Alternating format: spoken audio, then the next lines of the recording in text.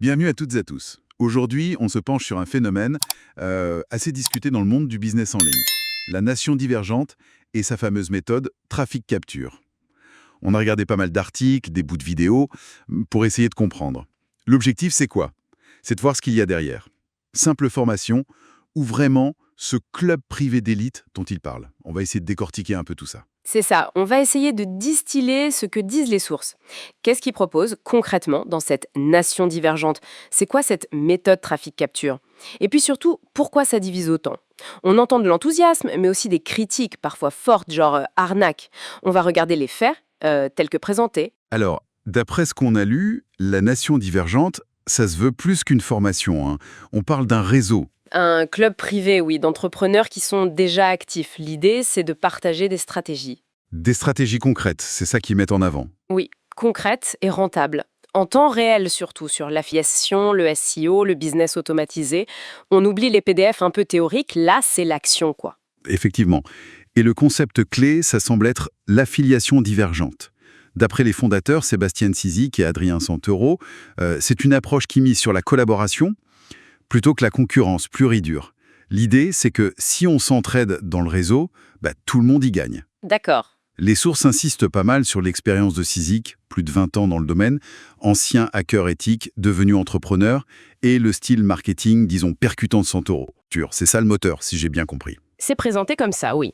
Une méthode révolutionnaire exclusive aux membres. Et le but, c'est quoi exactement? Attirer du trafic qualifié, des prospects quoi, et les transformer en clients. Et la grosse promesse, c'est de le faire sans pub payante et sans avoir à créer son propre produit. Ah oui, ça c'est souvent le nerf de la guerre, sans pub et sans produit propre. Comment ils font alors? D'où vient l'argent? Alors, Traffic Capture, d'après les infos qu'on a, ça combinerait plusieurs choses. Le SEO, donc le référencement naturel pour attirer du monde gratuitement via Google. Classique, mais efficace, c'est bien fait. Voilà. Et puis, le marketing persuasif, le copywriting pour bien vendre, et l'automatisation des systèmes de vente. Il y a une source qui détaille un peu. Ils analyseraient le comportement des visiteurs sur un site, personnaliseraient l'expérience, optimiseraient les tunnels de vente pour que le parcours soit fluide, et suivraient les chiffres de près. Le but final, c'est de monter un business qui peut grossir, qui est scalable et qui génère des revenus passifs. Ok, je vois. Et les sources parlent aussi du coût, non? Quelque chose comme 49 € par mois? Oui, c'est ça. 49 € par mois, et ça comprendrait tout. Les formations, les lives avec des mentors, des membres qui ont réussi, en gros, l'accompagnement et la méthode Traffic Capture. Et facile à résilier apparemment? Juste un email? C'est ce qui est dit. Un point qui m'a semblé intéressant, le système de méritocratie. C'est-à-dire, L'idée, c'est que plus tu appliques, plus tu as de résultats et plus tu débloques de contenu avancé. Une sorte de progression basée sur l'action. d'accord. Forcément, avec ces promesses et ce modèle, ça crée débat. Les sources le montrent bien. Certains crient au génie, à l'opportunité unique. D'autres parlent d'arnaque. Et comment les sources expliquent ces avis négatifs? Souvent, les textes qu'on a lus les attribuent à des gens qui n'auraient pas vraiment appliqué les méthodes ou qui s'attendaient à des résultats miracles sans bosser. Ou alors à des concurrents jaloux. Et le style du fondateur, Cizik, est décrit comme très direct, sans filtre.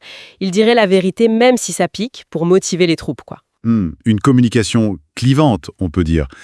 Et les témoignages positifs, ils disent quoi concrètement? On a des exemples? Oui, les sources citent des exemples de résultats. Augmentation des revenus, mise en place de systèmes qui tournent tout seuls. Il y a même cette anecdote un peu amusante d'un membre qui dit « Adieu à ma Clio toute pourrie après avoir réussi ». Pas mal. Mais bon, le message qui revient tout le temps, c'est clair. Il faut bosser. S'investir personnellement. Ce n'est pas une solution magique. C'est souvent le cas, de toute façon. Exactement. Ce qui ressort, c'est ce contraste assez typique dans ce milieu. Des promesses fortes, des systèmes automatisés, mais en face, une vraie exigence d'implication. C'est peut-être ce décalage entre l'attente et la réalité du travail qui explique les avis divergents. Bon, si on résume ce qu'on a tiré de nos sources, la nation divergente, ça se présente comme un écosystème un peu fermé, basé sur l'action, la collaboration, avec une méthode clé Trafficture pour générer du revenu en ligne, surtout via le trafic organique et la conversion. L'entrée est accessible, mais la réussite dépendrait de l'engagement de chacun. C'est tout à fait ça. Les documents brossent le portrait d'une approche communautaire, exigeante, qui se veut une alternative au modèle peut-être un peu vieillissant, selon le fondateur.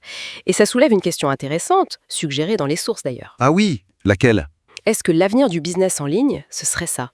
Ces espèces de tribus collaboratives basées sur le mérite, le partage interne de stratégies, comme cette affiliation divergente, c'est une piste de réflexion sur l'évolution possible du secteur. Une réflexion intéressante pour terminer. Voilà pour cette analyse. Merci de nous avoir suivis et